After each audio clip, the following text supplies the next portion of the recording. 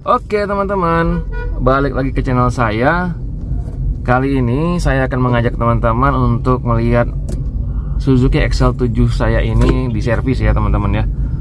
Jadi saya akan bawa servis XL7 ini. Ini servis yang kedua ngomong-ngomong, karena yang pertama itu di kilometer 1000 kemarin dan itu masih gratis.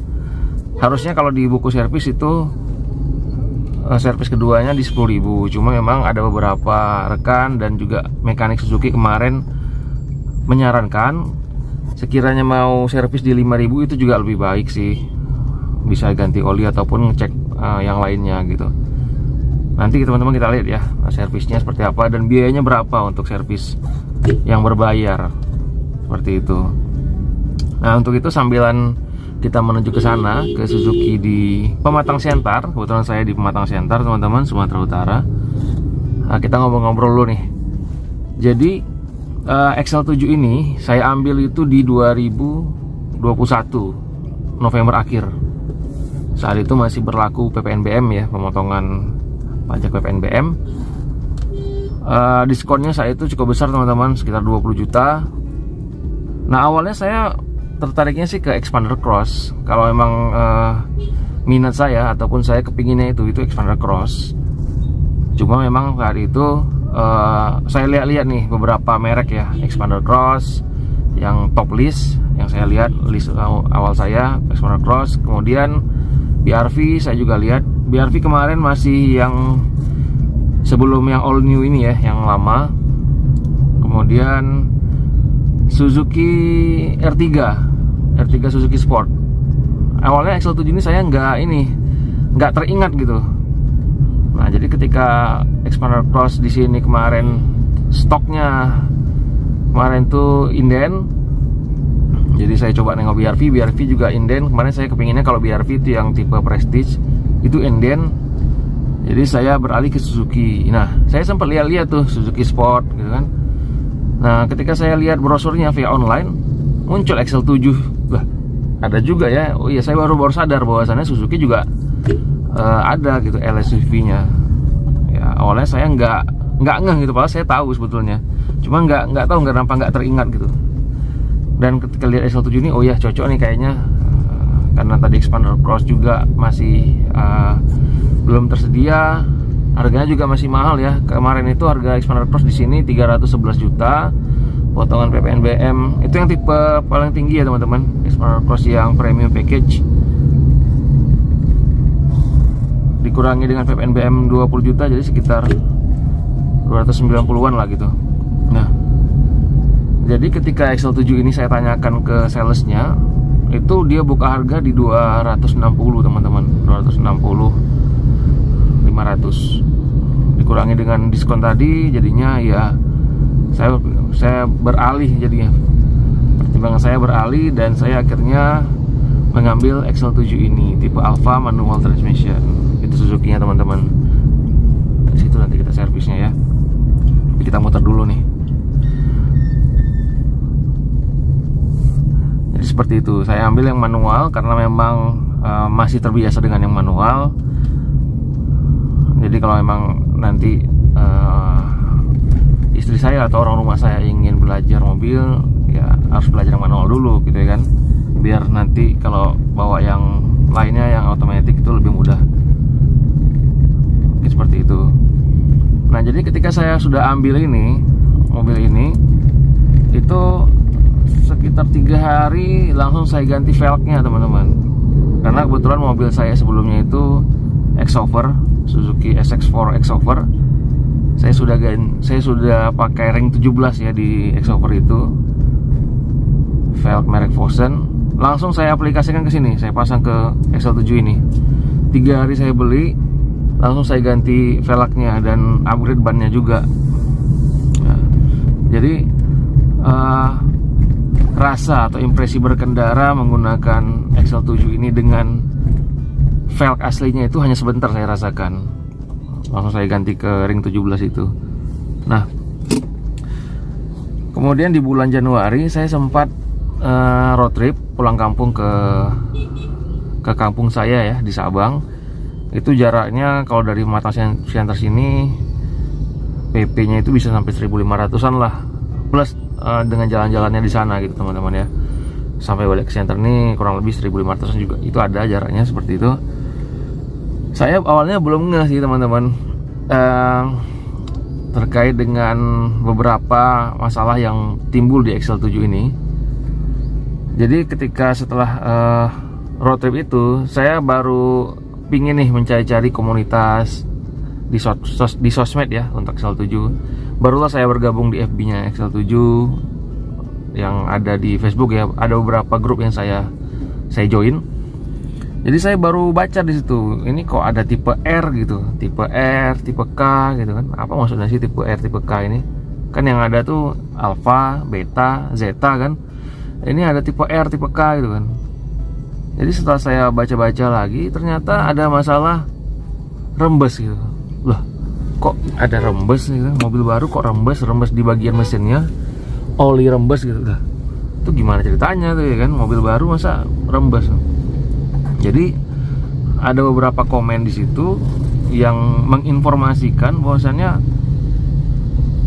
dia di kilometer 1000 baru mulai kelihatan tuh rembesnya. Rata-rata seperti itu. Di bagian mesinnya situ ya teman-teman ya. Nah, jadi saya penasaran gitu kan.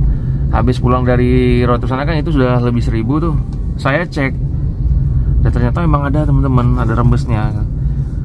Langsung saya hubungi sales Suzuki yang di sini. Saya tanyakan masalah rembes ini. Ya, jawaban dari dia sih itu mungkin apa ya kemarin dia bilang ya. Intinya dia bilang itu mungkin masalah yang memang belum tahu yang dia seperti apa solusinya. Jadi silakan bawa aja ke bengkel resmi katanya seperti itu. Ya udah, saya bawa ke bengkel resmi keesokan harinya. Dan saya tanyakan sama mekaniknya, dan mekaniknya saya itu langsung mengkonfirmasi bahwasannya memang untuk Suzuki XL7 ini ada beberapa kasus yang rembes seperti itu. Nah, bahkan mereka mengakui kalau di grup WhatsApp-nya mereka sendiri, di grup WhatsApp-nya mekanik Suzuki ini, itu permasalahan rembes ini salah satu masalah yang paling atas yang sering muncul. Jadi mereka sudah ada prosedur-prosedur untuk menangani masalah rembes ini. Yang pertama itu di sealant teman-teman. Nah, jadi punya saya ini, waktu saya bawa ke beres itu yang pertama kemarin, itu memang di sealant dulu. Dan sampai dengan sekarang saya cek, alhamdulillah itu memang tidak ada lagi rembes-rembesan. Nah, beda dengan beberapa rekan di grup. Kadang-kadang mereka bilang kalau sekiranya sudah habis di sealant, masih ada juga masalah rembesnya itu belum selesai. Kalau saya alhamdulillah sampai dengan sekarang sih tidak ada rembesnya seperti itu teman-teman. Ya mudah-mudahan sampai seterusnya lah tidak ada lagi yang rembes-rembesan ini kan, karena nggak enak juga kita mobil baru masa ada permasalahan rembes. Itu kan agak-agak lucu ya sebetulnya teman-teman. Artinya waktu proses pembuatan Suzuki XL7 ini itu ada suatu hal yang miss seperti itu. Ya gitu sih teman-teman. Kalau masalah K, nah, tipe K nih ya, tadi kan tipe R nih. Tipe K itu saya sampai dengan sekarang tidak ada mengalaminya. Ya mudah-mudahan sih nggak ada yang ngalami, tapi ya nggak tahu juga kita ke depannya gimana. Karena rata-rata yang tipe K itu dia NIK 2020 sudah pakai 2 tahun kurang lebih sih teman-teman. Kalau saya kan belum setahun pun pakai mobil ini. Ya mudah-mudahan nggak ada lah. Mungkin rencana saya nanti mau saya coating dulu. Kalau ada rezeki lebih lagi mungkin mau saya semprot anti karat. Ya, mudah-mudahan nggak ada masalah lah. Tapi di luar dari itu semua, ini pakai ini emang enak teman-teman. Mobilnya nyaman, bawa keluarga juga enak, gitu, dibawa jalan jauh enak.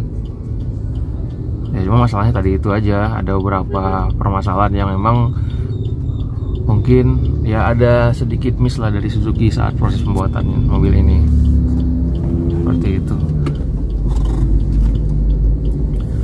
Nah, jadi selain masalah R tadi, tipe R dan tipe K tadi, itu ada satu lagi permasalahan teman-teman sebetulnya ya di XL7 saya ini.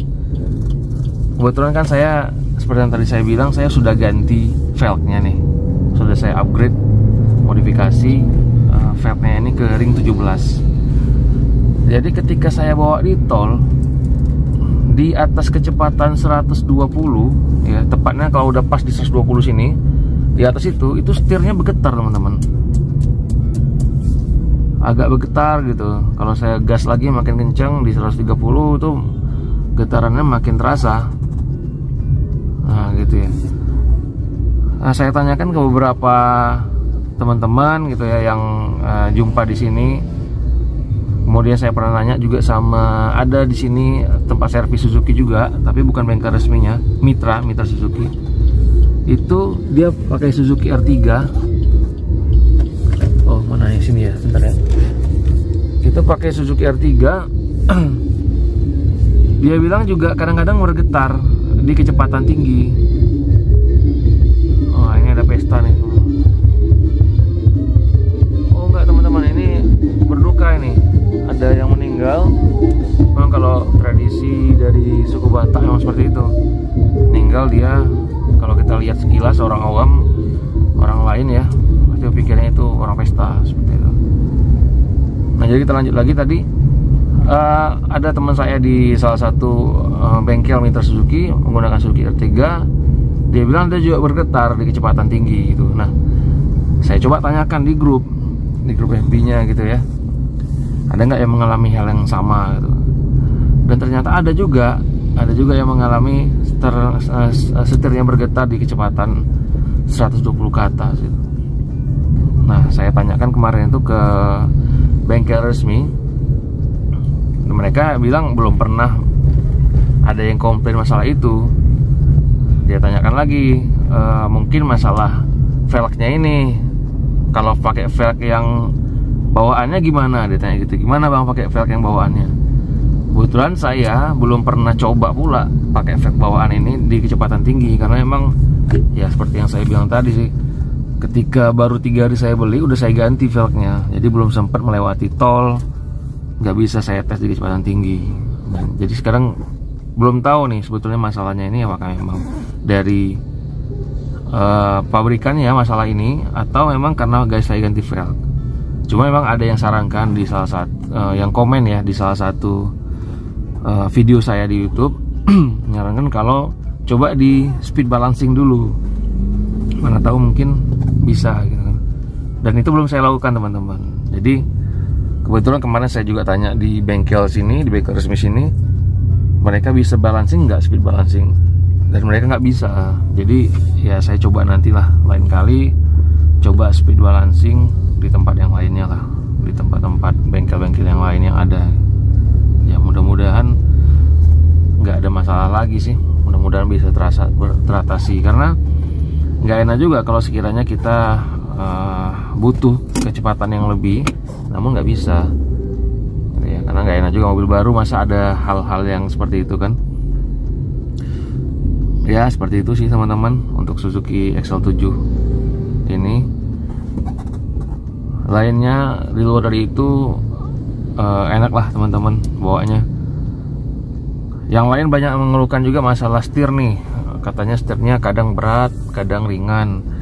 Kalau bagi saya, menurut saya setirnya ini cukup ringan, karena mobil saya sebelumnya itu X-Over itu lebih berat teman-teman. Memang terkenal X-Over setirnya berat. Dan saya pernah bawa beberapa kali mobil yang lainnya kayak Innova Reborn, itu malah setirnya lebih berat. Jadi XL7 ini menurut saya setirnya, kalau bagi saya sendiri, karena saya pernah bawa mobil yang lainnya yang setirnya itu lumayan berat, ini malah cukup ringan sih menurut saya. Gak tahu ya, saya belum pernah bawa dalam jangka waktu yang gimana, yang agak lama gitu, mobil yang lain. Kalau mobil yang LCGC pernah saya bawa itu Calya dulu, pernah sempat saya waktu saya rental, itu emang sangat ringan sih, muter pakai satu jari gini gampang gitu, mudah sekali dibandingin ini ya. Tapi ini udah termasuk ringan menurut saya. Teman-teman ada masalah yang lainnya nggak ya dengan XL7 ini? Nanti komen aja di bawah sini, di bawah videonya, kira-kira ada masalah lain atau ada yang mengalami masalah yang sama dengan saya nggak, terutama masalah setir bergetar ini di kecepatan yang tinggi. Karena kalau masalah R dan masalah K itu kan sudah umum, Oke ya, kita sekarang menuju ke tempat servisnya. Mudah-mudahan mudah-mudahan nggak ada orang, tapi kayaknya tadi ada orang sih. Gak apa-apalah, coba kita kesana aja ya teman-teman. Oke, let's go.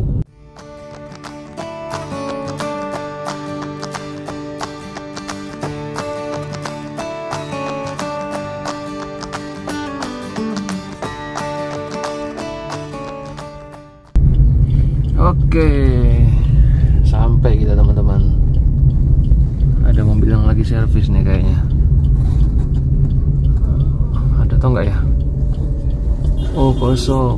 Siap. Oh, ada X-Over. Wis. Mobil saya yang lama kayak gini nih, X-Over.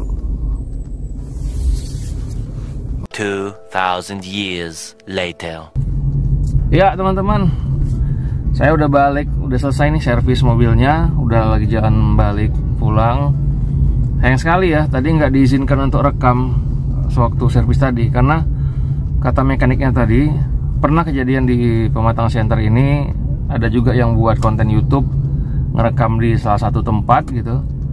Kemudian security-nya yang dimintai keterangan atau yang direkam, nggak lama setelah itu security-nya dimutasi karena memang menginformasikan hal-hal yang terkait dengan perusahaan gitu.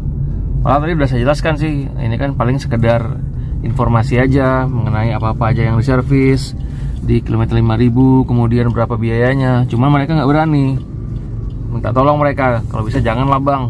Ya dah, kalau memang kira-kiranya mereka nggak mau, ya udah kita nggak usah paksakan. Jadi tadi intinya saya sudah servis. Biayanya ini perawatan berkala 5000 km di 170.940 rupiah teman-teman. 171.000 lah ya, kurang lebih. Di luar dari ganti olinya, karena olinya saya bawa sendiri. Nah gitu. Jadi tadi yang diservis itu saya ada catat juga tadi, sedikit banyak tadi. Yang pertama pasti ganti oli, kemudian dia cek dulu, dia bersihkan throttle bodinya, cek air baterai, tambah radiator, kemudian tambah wiper, cek busi juga, kemudian nozzle wiper tadi dibersihin karena memang kemarin agak-agak tersendat kayaknya air yang keluar dari nozzle wipernya ini. Kemudian filtrasi dibersihkan dan dicek engsel pintu serta pengecekan standar lainnya lah, seperti itu. Jadi cukup komplit sih pengecekannya menurut saya. Karena memang ini servis standar, belum ada atau tidak ada kerusakan atau keluhan khusus. Tadi sempat saya sampaikan juga masalah bergetar ya setir ini, dan saran dia juga memang kalau bisa dibalancing dulu, karena memang tadi dia lihat timah balancingnya itu sudah ada yang lepas gitu. Nah saran dia coba dibalancing, high speed balancing juga boleh. Nanti dilihat lagi setelah dibalancing gimana, apa ada perubahan di setirnya ini. Karena memang selama ini yang servis di situ belum ada mengeluhkan hal yang sama gitu. Mungkin itu sih tadi informasi dari dia teman-teman ya. Selain itu yang lainnya tidak ada kendala, bagus. Throttle body juga kotor-kotor sedikit lah, karena saya juga menggunakan Pertamax ya, jadi mungkin tidak kotor, tidak ada tidak terlalu kotor ya. Pembakarannya juga bagus.